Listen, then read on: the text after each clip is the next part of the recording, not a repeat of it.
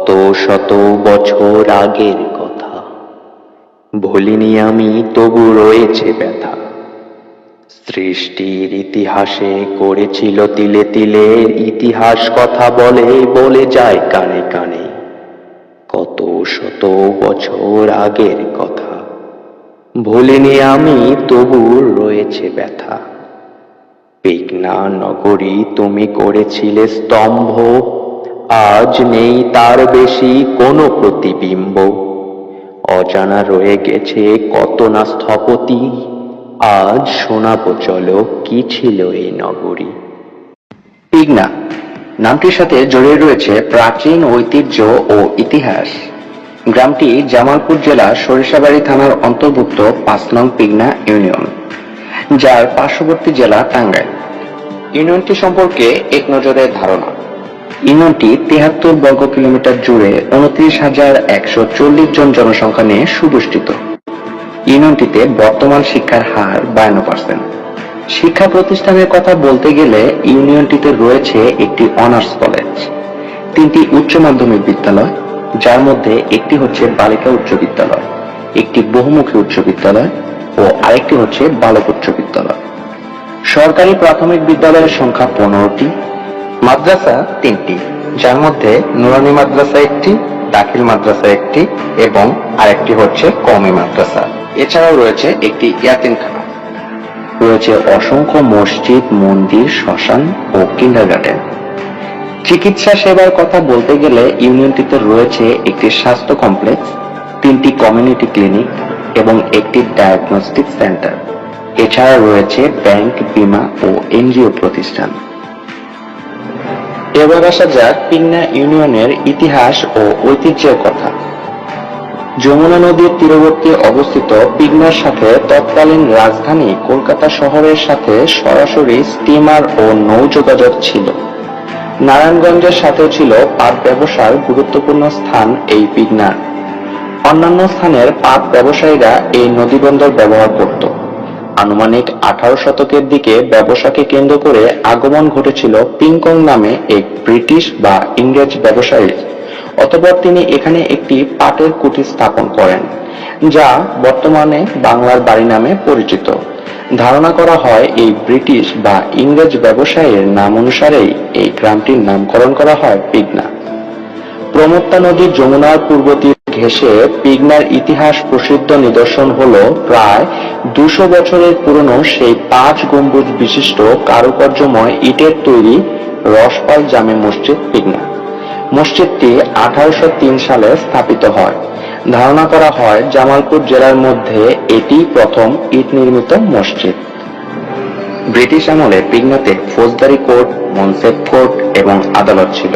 সমসাময়িক গ্রন্থে উল্লেখ রয়েছে যে 19বিংশ শতাব্দীর তৃতীয় দশকে পিঘ্না থানা ও জজ কোর্ট স্থাপিত হয়। সে সময় পিঘ্নাতে একটি তহসিল কাচারিও স্থাপন করা হয়।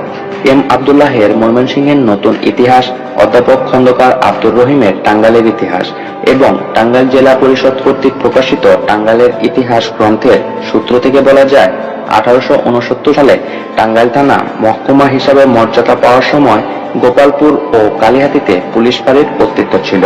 তখন গোপালপুর পুলিশ ফাঁড়ি ছিল পিঘ্না থানার অধীনে। তখন গোপালপুরের প্রাণকেন্দ্র ছিল সুবর্ণখালী বন্দর, যা বর্তমানে সোনামুখী গ্রামের পশ্চিমে, এবং থানা শহর ছিল পিঘ্না।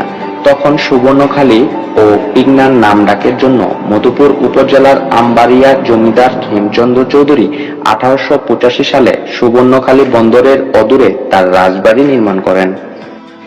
পিঘ্না শহরে প্রথম 1883 সালে টেলিগ্রাম চালু হয়। কুম্ভকার সম্প্রদায়ের মাটির হাড়ি পাতিল তৈরির জন্য পিঘ্না ইউনিয়ন এখনো বিখ্যাত। ব্রিটিশ বিরোধী আন্দোলনের প্রজ্ঞাপুরুষ মুন্সি আমির আলী এবং জমির উদ্দিন এই ইউনিয়নের বাসিন্দা ছিলেন। শিক্ষা প্রতিষ্ঠানের দিক থেকে ময়মনসিংহ জেলা যখন অন্যান্য জেলাগুলোর চেয়ে অনেক গুণ পিছিয়ে, শিক্ষার আলো থেকে এই অঞ্চলের মানুষ যখন বঞ্চিত, নিগৃহীত, ঠিক সেই মুহূর্তে বাংলা সংস্কৃতির পীঠস্থান কলকাতা নগর কেন্দ্রিক শিক্ষা সংস্কৃতির পীঠস্থানে শিল্প সাহিত্যের ঢেউ এসে পড়েছিল এই পিঘ্না নগরীতে।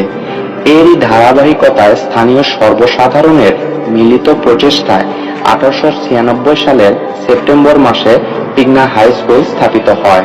তখন এর অবস্থান ছিল পিগনা পশ্চিমপাড়া গাছতলায়। অতঃপর 1960 সালে স্ত্রী শশীমোহন চৌধুরী বিদ্যালয়টিকে বর্তমান অবস্থানে স্থানান্তরিত করেন। তার অক্লান্ত প্রচেষ্টায় কলকাতা বিশ্ববিদ্যালয়ের অনুদান প্রাপ্তি হয় এই স্কুলটি। প্রিন্সিপাল ইব্রাহিম খাঁর বাতায়ন গ্রন্থ থেকে জানা যায় তিনি 1906 সালে পিগনা উচ্চ বিদ্যালয়ে ভর্তি হন।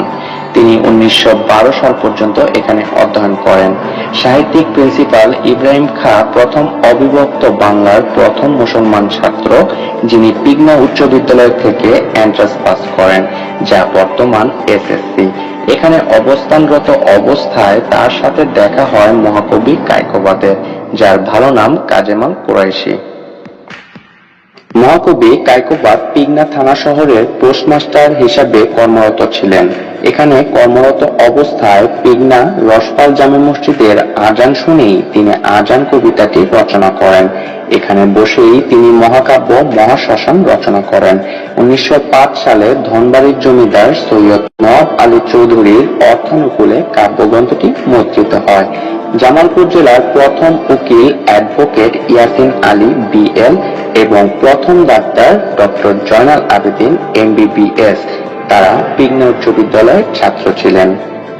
অতঃপর তৎকালীন অবিভক্ত বাংলার শেষ প্রধানমন্ত্রী, ভারতীয় উপমহাদেশের প্রখ্যাত আইনজীবী ও রাজনীতিবিদ, বাংলার বাঘ হিসাবে যিনি পরিচিত, সেই শেরে বাংলা একে ফজলুল হক 1939 সালে পিগনা উচ্চ বিদ্যালয় পরিদর্শন করেন। পরিদর্শনে সফর সঙ্গী ছিলেন হোসেন শহীদ সরওয়ার্দী, খাজা নাজিম উদ্দিন ও মৌলভী তমেজ উদ্দিন খান প্রমুখ। 1981 সালে বর্তমান বাংলাদেশের মাননীয় প্রধানমন্ত্রী শেখ হাসিনা পিগনা পরিদর্শন করেন। 1996 সালে পিগনা উচ্চ বিদ্যালয়ের শতবর্ষ পূর্তি উপলক্ষে তৎকালীন রাষ্ট্রপতি বিচারপতি শাহাবুদ্দিন আহমেদ অনুষ্ঠানের প্রধান অতিথি হিসাবে উপস্থিত থাকেন।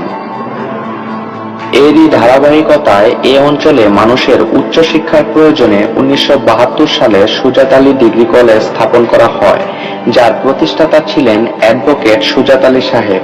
এই কলেজ উদ্বোধন করেন সাবেক প্রধানমন্ত্রী ক্যাপ্টেন মনসুর আলী। এরপর 2013 সালে কলেজটি অনার্স কলেজে পরিণত হয়। বর্তমানে এখানে উচ্চ মাধ্যমিক শাখায় বিজ্ঞান, মানবিক এবং বাণিজ্য শাখা চালু আছে।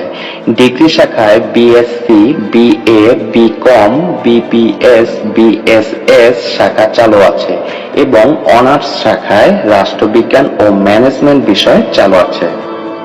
1971 সালে স্বাধীনতা যুদ্ধেও পিগনার সমৃদ্ধ ইতিহাস রয়েছে।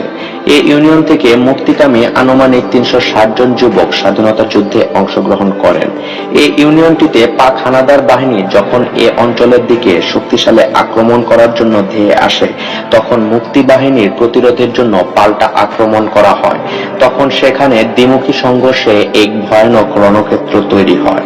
সেদিন সেখানে 28 জন বীর মুক্তিযোদ্ধা শহীদ হন এবং 36 জন বীর মুক্তিযোদ্ধা আহত হন। সে জায়গাটি এখন শহীদনগর নামে পরিচিত এবং এখানে গণকবরের অস্তিত্ব পাওয়া যায়। পরবর্তী সময়ে গণকবরকে কেন্দ্র করে সেখানে শহীদদের স্মৃতিচারণে স্মৃতিস্তম্ভ স্থাপন করা হয়। এছাড়া এই শহীদদের স্মৃতিস্তম্ভের পাশেই নির্মাণ করা হয় রেলওয়ে স্টেশন, যা বর্তমান শহীদনগর রেলওয়ে স্টেশন নামে পরিচিত।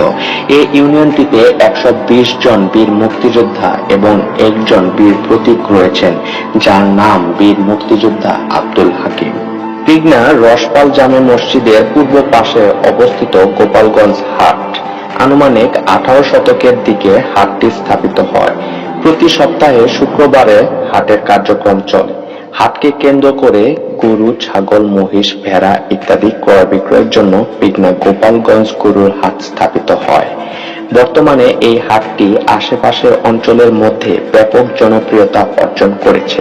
এছাড়া এখানে রয়েছে পিগনা দৈনিক সকালের বাজার, যা পিগনা বাজার নামেই পরিচিত।